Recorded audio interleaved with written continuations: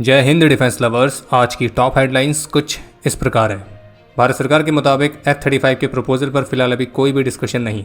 America ने पाकिस्तान पर लगाया 19% का टैरिफ। भारतीय सेना ने साइन किया नेक्स्ट जनरेशन के टैंक ट्रेलर्स का कॉन्ट्रैक्ट। चीन ने रिवील किया अपना नया हाई पावर माइक्रोवेव सिस्टम। और सोशल मीडिया पर भारत द्वारा चीन के J-20 पर इंटरेस्ट वाला क्लेम।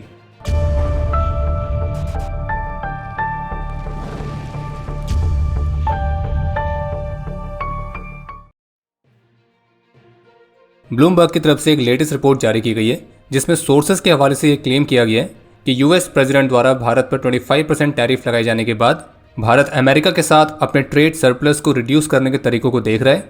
आने वाले कुछ वर्षों में संभावित रूप से जो भारत है वो अमेरिका से नेचुरल गैस, कम्युनिकेशन इक्विपमेंट और गोल्ड, तो इन चीज़ों की इम्पोर्ट्स को बढ़ा सकता है। लेकिन भारत सरकार अमेरिका से नए डिफेंस इक्विपमेंट को खरीदने पर विचार नहीं कर रही है, जो कि यूएस प्रेसिडेंट के प्रमुख मांगों में से थी। और निकट भविष्य में भारत सरकार द्वारा यूएस के साथ कोई भी नई मेजर डिफेंस डील को अप्रूवल ना मिलने की संभावना है। और ब्लूमबर्ग की ही रिपोर्ट के मुताबिक भारत ने ऑफिशियली यूएस को सूचित किया है कि उसे अमेरिका के F-35 फाइटर्स को खरीदने में कोई दिलचस्पी नहीं है, जबकि इसके बजाय जो भारत है वो और भी डीपर पार्टनरशिप के लिए पुश कर रहा है, जिसमें डिफेंस इक्विपमेंट को भारत में ही बनाना शामिल है। लेकिन आपको ये भी स्पष्ट कर दें कि ब्लूमबर्ग की जो रिपोर्ट है तो इस पर फिलहाल अभी तक ना तो यूएस की तरफ से ना ही भारत की तरफ से कहीं से भी कोई ऑफिशियल कमेंट नहीं आया था।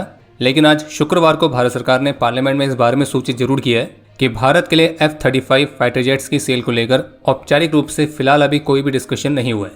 वहीं इसके अलावा अमेरिका से फाइटर जेट्स के प्रपोजल को लेकर ही भारतीय विदेश मंत्रालय की तरफ से कहा गया है कि हमारे डिफेंस रिक्वायरमेंट्स के जो सोर्स हैं वो पूरी तरह से हमारी राष्ट्र सुरक्षा के इम्पेरेटिव्स और स्ट्रेटेजिक असेसमेंट्स द्वारा ही निर्धारित होता है। और रही बात अमेरिका के साथ हमारे टाइज को लेकर, तो इस पर भारतीय विदेश मंत्रालय के प्रवक्ता का कहना था कि हम अमेरिका के साथ एक स्ट्रॉन्ग डिफेंस पार्टनरशिप को रखते हैं, जो कि पिछले कुछ वर्षों में मजबूत हुई है और आने वाले वर्षों में इस पार्टनरशिप के और भी ग्रो होने का पोटेंशियल है। और हम उस ठोस एजेंडे पर ध्यान केंद्रित कर रहे हैं जिसके लिए हमारे दोनों देशों ने प्रतिबद्धता जताई है और हमें विश्वास है कि रिश्ता आगे बढ़ते रहेगा। जब कल यूएस प्रेसिडेंट की तरफ से भारत पर 25% टैरिफ की अनाउंसमेंट की गई थी, तो उसके बाद हमेशा की तरह जो हमारे निकट में पड़ोसी हैं तो उनकी तरफ से एंटी इंडिया प्रोपेगेंडा की शुरुआत हुई और सोशल मीडिया पर कुछ ऐसे पोस्ट वायरल किए जाने लगे जिसका प्रमुख उद्देश्य था देश के अंदर किसी तरह का केओस क्रिएट करना। और ऐसी ही एक फेक पोस्ट सोशल मीडिया पर वायरल की जा रही है जिसमें यह क्लेम किया जा रहा है कि ट्रंप द्वारा 25% टैरिफ के अनाउंसमेंट के बाद से भारत में फाइनेंशियल इमरजेंसी को डिक्लेयर किया गया है। तो आपको स्पष्ट कर दें कि भारत में ऐसी कोई भी फाइनेंशियल इमरजेंसी डिक्लेयर नहीं हुई है और ये क्लेम पूरी तरह से फर्जी है।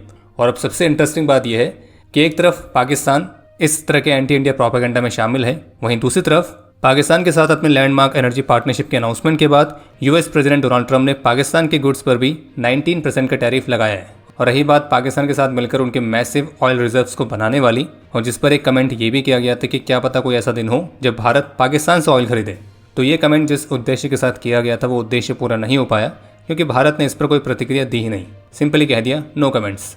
और फिलहाल तो अभी पाकिस्तान को अपनी फाइनेंशियल कंडीशंस की चिंता करनी चाहिए और वहाँ तो इस तरह की इमरजेंसी डिक्लेयर करने की जरूरत भी नहीं है क्योंकि वो देश ऑलरेडी बिकने की कगार पर खड़ा है।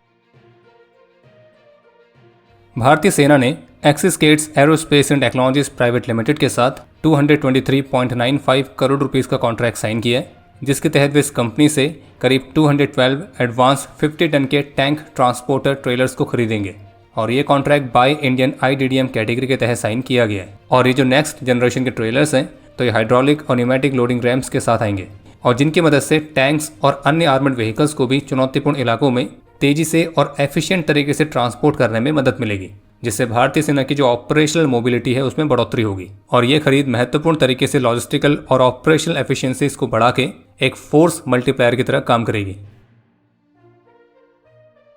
साउथ चाइना मॉर्निंग पोस्ट की रिपोर्ट के मुताबिक चाइनीज मिलिट्री साइंटिस्ट ने अपनी एक नए वेपन को रिवील किया है जो कि एक हाई पावर माइक्रोवेव सिस्टम है और थियोरेटिकली ये 10 गीगावाट्स तक की पावर बीम्स को फायर करने में सक्षम होगा। और अगर इसे आसान शब्दों में कहा जाए तो ये एक ऐसा वेपन है जिसकी मदद से चाइना बिना एक सिंगल मिसाइल को लॉन्च करे ऑर्बिट में मौजूद अपनी दुश्मन कंट्रीज के सैटेलाइट्स को तबाह कर सकता है। रिपोर्ट के मुताबिक चीन का जो है हाई पावर माइक्रोवेव सिस्टम है तो ये 126 मिलियन शॉट्स पर सेकंड से अल्ट्रा फास्ट माइक्रोवेव की बर्स्ट को जनरेट करता है। हालांकि हर एक पल्स 0.77 नैनोसेकंड्स जितनी ही लंबी होती है, लेकिन ये इतनी पावरफुल है कि सैटेलाइट के इलेक्ट्रॉनिक्स को ख़राब कर सकती है, कम्युनिकेशंस को जैम कर सकती है और सोलर पैनल्स तक को शट डाउन कर सकती है।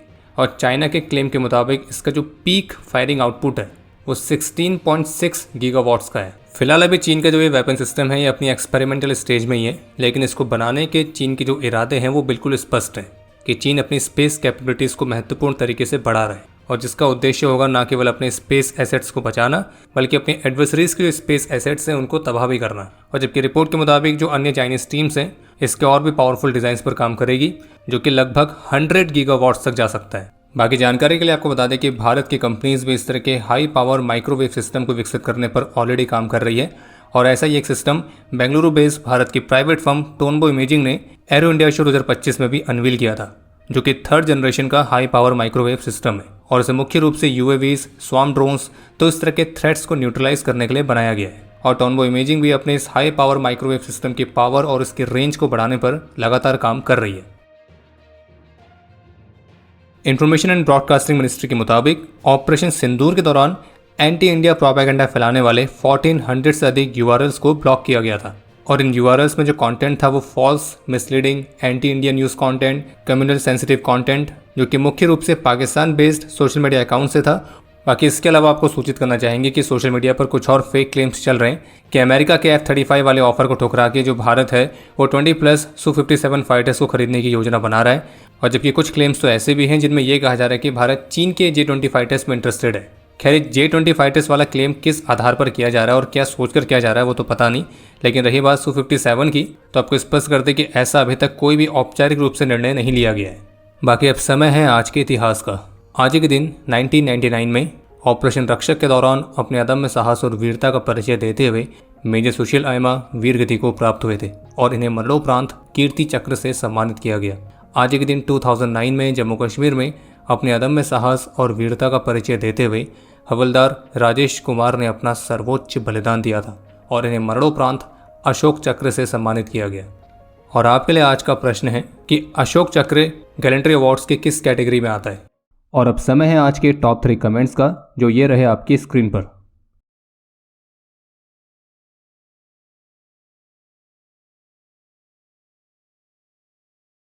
उम्मीद है आपको आज का एपिसोड पसंद आया होगा। पसंद आया तो वीडियो को लाइक करना ना भूलें। आपके कोई भी सुझाव या सवाल हो तो उसके लिए कमेंट सेक्शन ओपन है। और अगर आप डिफेंस रिलेटेड और भी एक्सक्लूसिव कंटेंट में दिलचस्पी रखते हैं तो आज ही प्ले स्टोर से डिफेंस स्क्वाड की सुपर ऐप को डाउनलोड करना ना भूलें। और अगर आप चैनल पर पहली बार आए हैं तो squadron.in पे जाके हमारे नए डिज़ाइंस को भी चेकआउट जरूर करें। बाकी जल्द मिलेंगे नए एपिसोड के साथ। तब तक के लिए जय हिंद, जय भारत।